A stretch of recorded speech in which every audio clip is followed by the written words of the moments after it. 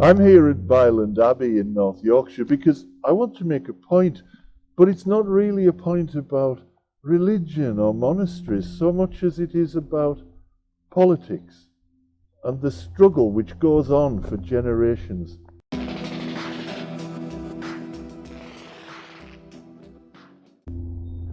The reason I'm here is because this abbey, which was founded in the 12th century, must have taken generations to build.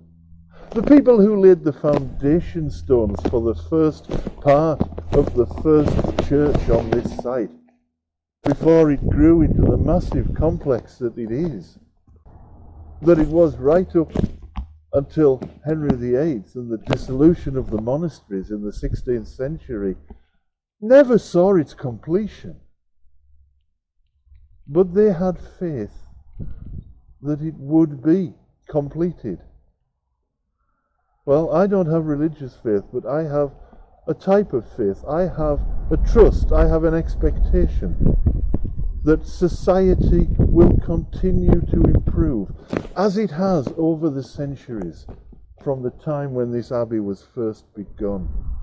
At that time, in the 12th century, the majority of English or British citizens were serfs, were peasants. They were tied to the land, they were effectively owned by the lord of the manor. They toiled day by day by day for little more than they needed to survive, whilst their overlords grew wealthy and fat on their produce. Well, we've come a long way since then, but we still have a way to go. Now, the reason I wanted to make this particular video is because fairly recently an acquaintance of mine, a far-right acquaintance, was gloating that we on the left have lost some ground over recent years. And yes, that's true. We have. And he thinks, therefore, that we've lost. But we haven't lost, because the fight is nowhere near over. It takes generations to change a society from the brutal feudalism of the 12th century to get to the fair and equitable, compassionate society that I want to see. It takes generations, and I will not see the end. But just like those monks all those years ago, I'm a product of my time and a prisoner to my time. And my time will never be long enough to see the fruition of the work that I do. But those of us on the left understand it's a long game. It's an intergenerational game, and we will continue, and ultimately we will win.